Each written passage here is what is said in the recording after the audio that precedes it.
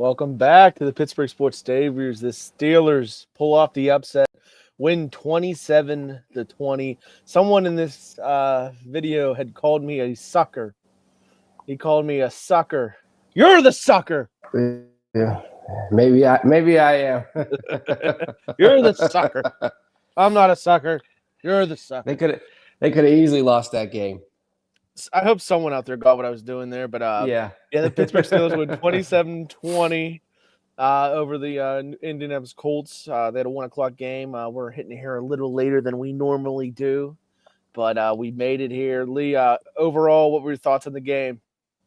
to be honest, I was a little shocked that and excuse me because I am having a little bit of a cold, so if you can't understand what I'm saying, I apologize. But I was a little bit shocked at the way that things had kind of transpired. To be honest, first quarter, I thought that this game was just going to be over for the Steelers because just nothing was going on. And then the last three quarters, it just seemed like the actual Steelers showed up, and I was kind of shocked to see just the way each kind of possession transpired for both teams. Yeah, I mean, this is just going to be the way the Steelers are going to have to win, especially when it comes to the defense. They're going to have to get turnovers. They're going to have to get sacks.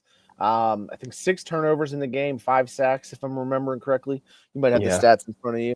Yeah, they can't play like this every game, but hopefully they can play like this enough to get them into the playoff hunt, into the Super Bowl contention. If they can string together a game like this 2-3 weeks in a row, you're in the Super Bowl. And I think they're very hard to beat in a situation like this, even for the top tier teams. They can get the pass rush they got. They can get the overall big plays that they got from the defenses. That's how they can win. Most teams can't do that once or twice a season. This team can do it, I think, 4 or 5 times at least. But that's how they're going to have to win. That's what it is, right? Yeah, I mean, this is now, I think, the third game where they've done something like this because they started off slow in the first couple games, and then they had that game against the Patriots where they had like 6 turnovers and 5 sacks, and then the following game against the Vikings where they had a few turnovers and some sacks in that game too. So this is now what when we were told initially that this was going to be historic, defense, this is exactly what the style of play we thought it was going to be. And the defense showed up today. They made a lot of plays. And like I said, we'll get to the stats later, but they came in and they showed out. I think, they were embarrassed in that game, going back to that Bengals game and then especially the Packers game. I think they were embarrassed because they had a lead. And, I got a little nervous, just because of how things had transpired, but the defense showed up and did exactly what they needed to do in order to win this game. Yeah, a lot of guys on defense were hurt. A lot of guys playing their first games. Kyle Duggar very recently picked up. He comes in and has to play pretty much start and everything like that. Brandon Eccles played a great game. Peyton Wilson played a great game. A lot of names that had good games out there. And I think I'm not an expert obviously, but I think they had make things simpler because of the guys getting new starts, and I think that helped everyone out. I think all the miscommunication in the backfield and everything like that, part of it is probably because they're trying to do these complicated things instead of just remembering, hey, you can win football games by playing solid coverage and getting to the quarterback. And that's what they did today against a team that's supposed to be the best offense in the league. They held Jonathan Taylor to, I think, 45 yards. He's been talked about as the MVP candidate. He's coming off amazing games, and the Steelers shut him down. There's no other way to spin it. The Steelers shut down Jonathan Taylor today. Yeah, I think they may have heard what Rodney Harrison said last week about, maybe they just needed to have 2 plays, and I'm pretty sure they had a couple other ones, but just the ones that they were good at being able to do and run those defenses to be able to make the stops, like you said, make it simpler. And I think that's what they did exactly. I think they made it simpler as they could be, and they executed perfectly on every defensive play that they really needed to do because, I mean, it really wasn't. I mean, there were a few plays in the beginning where it was like, oh no, but as the game kind of went on, it was like they played exactly what they needed to do, and they played around the injuries that they had in the past and whoever was out there today, and they did everything they needed to do today. This is just what it was. Yeah. Very solid win. The Colts get late points, but I mean it was over. Pretty much into the fourth quarter. I think 27 to 10 and a point. And it was just the Steelers doing what they needed to do, getting some points. The final score 27-20. Do you want have the stats overall? Yeah, I got the stats overall. So again, final score 27-20. Steelers over the Colts. Colts dropped to 7-2. Steelers are now 5-3. Total yards, the Colts had 368 total yards to the Steelers 225. Pass yards, Colts 313 pass yards to the Steelers 187. Rush yards, again, this is something we had talked about. The rush yards, they held the Colts to 55 yards total rushing. Steelers only had a total of 38 rush yards, which that's something we really didn't see get going at all, was the running game for the Steelers. Yards per play, Colts had 5 yards per play to the Steelers 3.7 yards per play. First downs, Colts had 26 to the Steelers 17. Third down efficiency, the Colts were 6 for 14 to the Steelers 4 for 12. Fourth down efficiency, which was kind of crazy and I thought was could have been critical to this game. The Colts went 5 for 5 on fourth down. The Steelers were 1 for 2. Total plays, Colts had 74 to the Steelers 61. The Colts had 3 sacks on Aaron Rodgers. The Steelers had 5 sacks on Daniel Jones. The Colts punted the ball only twice in this game, which is kind of crazy just by the way the game had went. And the Steelers had 5 punts. Penalty yards, Colts had 5 penalties for 53 yards. The Steelers had 8 penalties for 46 yards. The Colts fumbled the ball 3 times. Steelers fumbled once towards the end of that game. The Colts threw 3 interceptions. The Steelers didn't throw any, and the time of possession was 31 minutes and 55 seconds to the Colts, to the Steelers 28 minutes and 5 seconds. Those are your Week 9 stats, Steelers versus Colts. Just real quick, the pass yards are still something that they need to work on. I mean, they did what they needed to do, but they still gave up 313 pass yards. So, but overall, you get 6 turnovers, you get 5 sacks. That's how the defense is supposed to play, and you're supposed to win the game when it's like that. The Steelers really didn't. I mean, they led in just the sacks and pretty much the turnovers in the stats for the team stats during this game. So that's what helped them win. And if they can continue to do that through the rest of the season, they are going to be trouble for the rest of the teams in the NFL. Yeah, I mean, this game came down to the 6 turnovers. I lost you. You're like muted.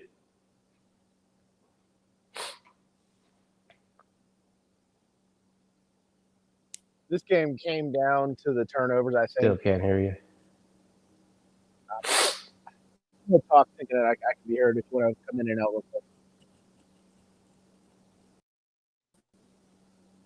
Can you hear me?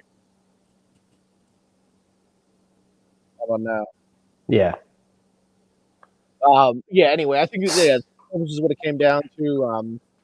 You're not going to win the tournament 6-1 every time. But it worked this game, and like I said, they're just going to do that a couple times because that's the only way this team's going to win is winning the turnover battle. They're not going to stop teams generally.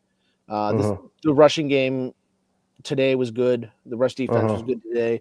The 313 passing yard doesn't bother me just because the Steelers had short fields the whole game, and then we're punting the ball back or kicking the ball back to them after scores and everything like that. That doesn't really worry me too much. Aaron Rodgers, I think what he ended up with, 25 of 35 for 203 and a touchdown, which isn't too bad for him. He got sacked 3 times.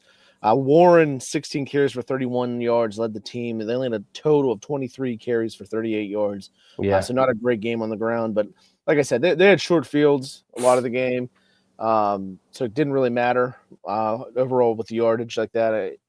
I think this has a lot more. If I were a Colt fan, I'd be a lot more worried after this game than I would be excited as a Steeler fan. Just because Daniel Jones, he came back down to earth very badly. Yeah, Two fumbles, 3 interceptions.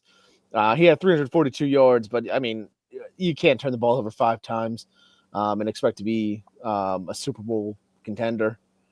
And right now, he was both our MVP candidates. Did not play well today. Not at all. And especially Daniel Jones. I think this is this could be a comeback down game for him and for the Colts. But who knows? Maybe they bounce back next week. I do have Mike Tomlin lined up, so I guess we can listen to him and hear his thoughts on the game. Sure. Did you want to run through the just the gameplay? Just how? No, I was gonna do that after. Okay. All right. Sounds good. It's Tomlin. It was a tough week, but we certainly deserved it based on the last performance. I like the way the guys absorbed it, smiled in the face of it, and prepared and waited for the next opportunity. That's the National Football League, man. You get one shot about every 7 days, and sometimes you got to wear it. We certainly wore it this week. I'm appreciative of their spirit, their efforts, their resolve. Certainly we weren't perfect in any of the 3 phases, but we fought. We did what was necessary. We made plays. And so it's a big-time win for the collective. Can't say enough about the defense's effort to minimize the runner. I don't think you slow that group down unless you minimize the runner. And we were able to do that, and I think that's why we were able to get them in some one-dimensional circumstances, create some pressure, get some sacks, and the turnovers that go along with that. But it started with minimizing their dynamic runner, and he is that. He's dynamic. Thought we started a little slow on offense. We took the ball to keep the ball away from their dynamic offense, but we didn't do much with it there early. But again, it didn't overcome us. We stayed in the fight. The defense provided some short fields. We caught some momentum because of it. That's team football. Isaac Seumalo's got a peck. Wasn't able to finish. We got some other guys with some bumps and bruises. I think Slade dislocated his finger, was able to go back in. Can't say enough about Kyle Duggar. Just gave him a game ball in there. This guy got on the moving train, man, and played a lot of defense for us today, and we needed it. We were really short at the safety position tonight, coupled with D. Elliott's injury. We had some illness and some soft tissue injuries, man. We were running super thin, and that dude came in here, man, and gave us some quality work, and we're certainly appreciative of that. Questions? So yeah, he hit on a lot of things we hit on. Anything you want to speak on? He just threw out there. I kind of want to start with he was talking about how they started off slow for the offense. They had a chance to put up 3 points at one point, and because the Colts had went for it on 4th down and scored a touchdown, Mike Tomlin decided he's going to go for it on 4th down and not get anything. And they could have put up points there. For him to say that the offense started off slow, sure, they had a couple 3-and-outs, but they had a missed opportunity for 3 points right there at the beginning of the game. It could have been 7-3 instead of 7-0 in the first quarter. So in his defense, even if it is 3 points, isn't that still starting slow? 3 points in the first quarter. I guess because there was that stat that was said about how the Steelers have only scored 7 points in 7 points or less in so many consecutive games, which I think is an NFL record right now, which is really bad. But I guess, but you're at least putting up points. You know what I mean? You're not going in and the end of the first quarter with 0. At least you got something on the board. And it did seem like at first when the Colts had went down and we went 3-and-out and they went down and scores, like, oh shit, this is going to be a long day for this team because they give up all the pass yards on the defense, and this team literally went for it twice on 4th down and they had scored a touchdown initially, and then the Steelers kind of go down and were able to put up points, but Mike Tomlin decided not to do anything, and so I can kind of see what you're saying, but I think they had a missed opportunity there with points. Yeah, I don't know. We're really hard on Tomlin. If you look at it game-wise, Steelers go 3 and out, get the touchdown. So the Colts get the touchdown. The Steelers then go 3 and out again. Luckily, there's the muffed punt, and they get the ball in field goal range. At that point, we don't know that the defense is going to go and play the way they did today. You're playing the number one offense. You're in the goal line area. I'm not going to argue too much with that, especially coming out of last week where he had said all the stuff about you can't settle for field goals. So it matches up with that. So I'm not going to give him crap right now for it. I think at the time I was a little like, oh, why don't we just get the 3 there? I was more like upset with the play calling. A couple like passes to Washington, right, where they were like trying to use them like you would use like a slot receiver. It wasn't like normal plays you get to with Washington. They're like throwing quick slants to him, and I mean, obviously they were trying to use his big body and things like that. But yeah, it was weird. The play calling was weird on my eyes when you're at the 4-yard line, but I'm not gonna complain about going for it there, because you're playing an opponent that's the number one scoring offense. You just talked about last week, hey, we can't be settling for field goals. It sets a tone, too, to the offense, like, hey, we got some faith in you. We're going to try some stuff here. So I'm not going to complain too much about it, I don't think. I hear you. I mean, I don't know. Maybe I'm just more – you're going against the best offense in the league, and you want to at least try to keep up with some points at least. I figured, might as well just – get something on the board just to try to stay competitive in the game. But I mean, I hear exactly what you're saying. He had, some trust and confidence in an offense to try to go down and, even try to score on 4th down. So I completely agree with you on that. So I hear what you're saying. I just figured maybe, they should have at least taken some points there in that first If it was quarter. at like the 20, then I would be on your side. But at the 4-yard line, I think you got to risk it. I think you got to try to score there. Yeah. But then you're right. The play call should have been different. If you're at the 4-yard line, they should have at least used like how they did with the little push to get Hayward to, on that. Yeah, if you know you're going to go for it on 4th, I think you run on 3rd and then see where you're at. Hopefully you get the first down on 3rd. If it's 4-down territory in your head, I think you go for a run on 3rd there. Yeah, but I'm not complaining too much about it in general. I hear you. See the questions we got this week. How do you explain such a drastic difference? You shut down the run, take the ball away. You hold up. That's a high-scoring team in the league. It's a fine line between drinking wine and squashing grapes in this business. It's nothing dramatic, It's really not, and that's why we respect it so much. A couple plays here and there, it might have been different last week. We don't give up the 59-yard ball, the 33-yard ball. We don't let them convert on 4th and 1 in the flat, for example, in the 3rd quarter. That's football at this level. It's a limited number of plays or sequences that can really change the trajectory of an outcome. We're still the same group that stunk it up last week. That's football. You call that 4-3 line? Yeah, once again, I think he's just talking about like we've been saying. They're gonna if they get turnovers, they're gonna look like this. If they don't, they're gonna look like last week. It's simple as that. Turnovers and sacks is more what I'm trying to say, I guess, because if they're getting pass rush, they're getting sacks even without the turnovers, which usually they come hand in hand. Obviously, they're going to be a good defense. If not, they're going to suck. So that's what it is. Yeah, whatever they came up with. I mean, just however they played, whatever was said during this week, something changed in these guys, and they showed up and played perfect tonight. Yeah.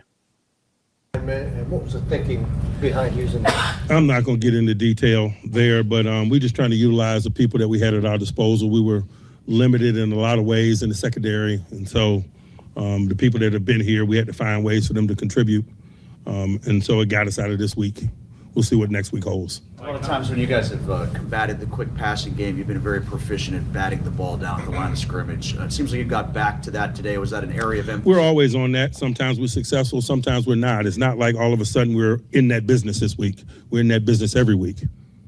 Like what kind of momentum or wave did that TJ strip sack provide for you? It was everything. We we were running on the beach offensively. We needed a short field. And like all great players do, man, he provided it when we needed it most. Coach, I talked to Joe Hayden a couple weeks ago, and he was saying one of the indicators about you when you kind of tweak things, he said it always shows. We talked about your Super Bowl victories near Tampa. So this week, did you take any extra care maybe of maybe tweaking some things, as Joe would say? It is my job to do what's required to provide these guys what it is they need, formally and informally, strategically. It's just a job. I know. Give it a little break there. A lot of questions there, a lot of things. Yeah. His demeanor today, he's very serious. Yeah, he is. And when he's doing it in like a business type way, not like a frustrated way in my eyes. So just to give my psychoanalyzation of Mike Tomlin this week. Any of those questions pique your ears? I mean, I maybe just the last one, about, is there anything that he did to influence the way things are going? And I mean, I'm gonna guess and assume that Mike Tomlin's doing that every week. Yeah, that's what his point was. Yeah. Yeah, but it doesn't seem like that. But I'm gonna guess he's doing that. So whatever he did this week, he needs to continue to do through the rest of the season. Yeah, I think it's just they simplified things. It's probably what it's going to end up being. If once people get to watch the tape and talk about it, I bet that's what they're going to say. Is they just played a little more simpler. They did what they do good, which is pass rushes and things like that. Batting balls again. Everything seemed back to what they've done well over the last 5 years when things are moving along well. And I think that's where it went, right? Yeah, I mean, as long as you get back to the basics and the fundamentals of things, I think things will start to click and get back together, with how things are supposed to go with this defense. And they like you said, yeah, they simplified things and they played how they're supposed to play to be this historic defense that we've been hearing about all season. Mm-hmm. Last week you somewhat bemoaned having to settle for field goals, but three of their turnovers turned into touchdowns. So I'm assuming now, obviously, that was big for your offense and defense. It was it was complimentary football, but that's what happens when you take the ball away from people, man. It feeds itself, and that's probably one of the most disappointing things about the stretch that we were on. We weren't taking the ball away. That's the lifeblood for us, not only as a defense but as a football team. It's a catalyst for how we engineer victory. Didn't completely end the game, but what can you say about Joey making that play on this day with his dad and that 05 team here? Hey, first I just gotta, acknowledge that 05 team. It was really good to see them. It's really good to perform for them this weekend, man. They are deserving of that. I know a lot of those men and work with a lot of those men, man. They're a special group, and I hope that they had a great time fellowshipping and reminiscing and doing the things that come with these type weekends. But certainly that was a significant play by Joey. We had a lot of significant plays that we did, and a lot of contributions from a lot of people. Would you like better about how you guys handled the tight end this week? I know you spoke about him a lot in your Tuesday press. Before we go into the tight ends, I still can't believe you thought the Steelers were going to lose 30-10 on the anniversary weekend for the 2005 world champion Pittsburgh Steelers. What were you doing? Where's your faith?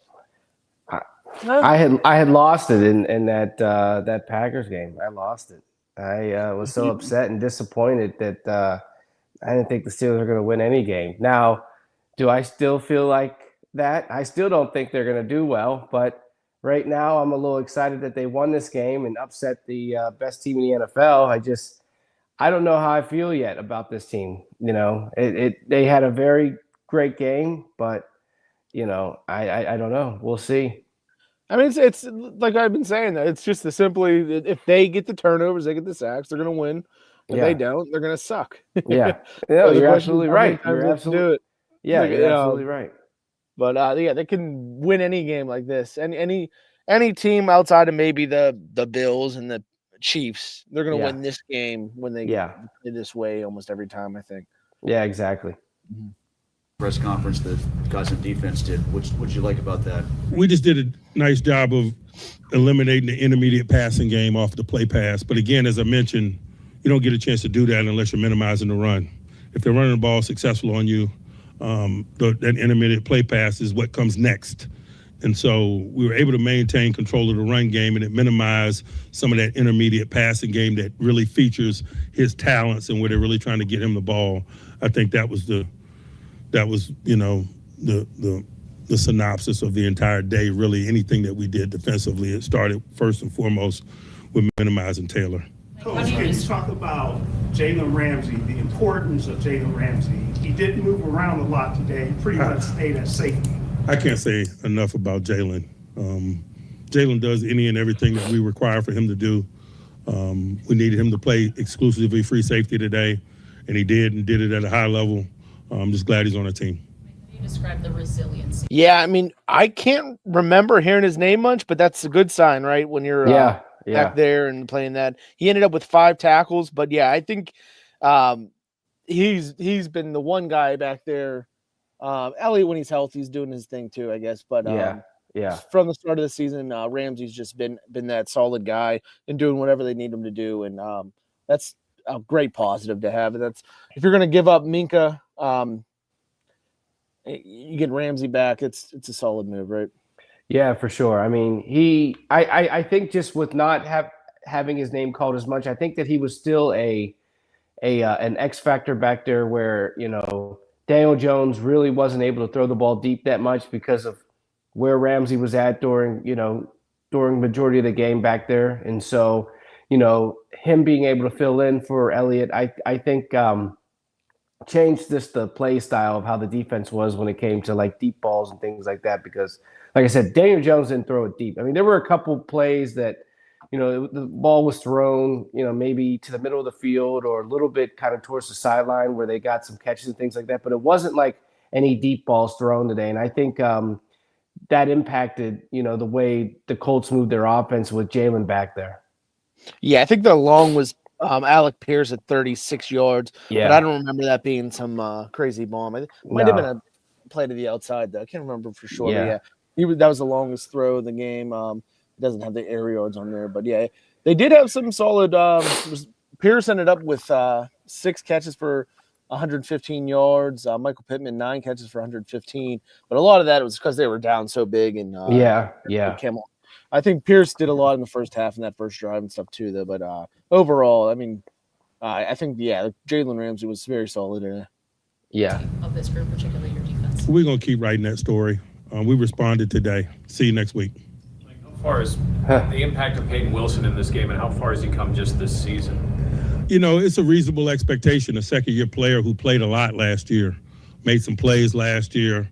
It's a natural progression when you got a good relationship with the game, you work the way that he works, and you have the talent that he has. I don't think anybody is surprised by the impact and the general trajectory of his game. Coaching, your thoughts on just Jack Sawyer making the splash play, his interception?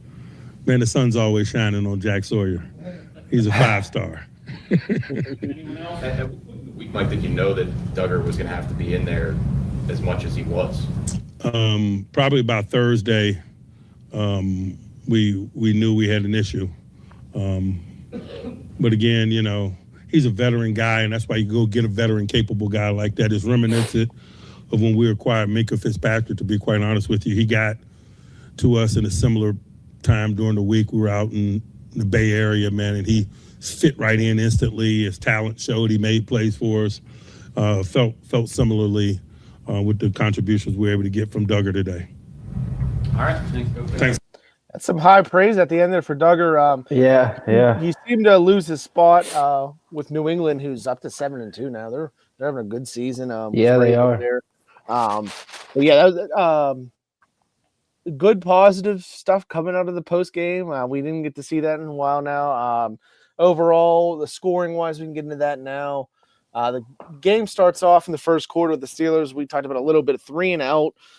Colts come down, score 13 plays, 79 yards to make it 7-0. At that point, I think all of us were thinking, this is going to be a long day. It's going to be similar to the last couple games we've had where the offense is doing what they can, but they're just not the other team's offense. And that's continued to be that way. Next drive for the Steelers, they go 3 plays, -4 yards. Fortunately for them, there's a muff punt. So the Steelers get the ball back. They go 4 plays, 7 yards. That's the play we were talking about earlier where they didn't score from inside the red zone there. Make it continue the game at 7-0. The Colts then go on a very odd drive. They went 14 plays, but only got 51 yards. They took up 8 minutes of the clock, but TJ Watt's able to get the fumble there, strip sack fumble there. Steelers go down. Next drive, score a touchdown, make it 7-7. That TJ Watt fumble, Tomlin had said was a big momentum switch in that game. You agree on that, right? Oh yeah, for sure. I mean, without that play, I mean, I'm afraid that the score might have been 14-0 at that point. Yeah, so the Steelers end up going 12 plays, 56 yards, finishing off with a Warren touchdown, a 1-yard touchdown from him. Colts come next drive, 2 plays, 5 yards, ends in an interception. So the Steelers get the ball right back.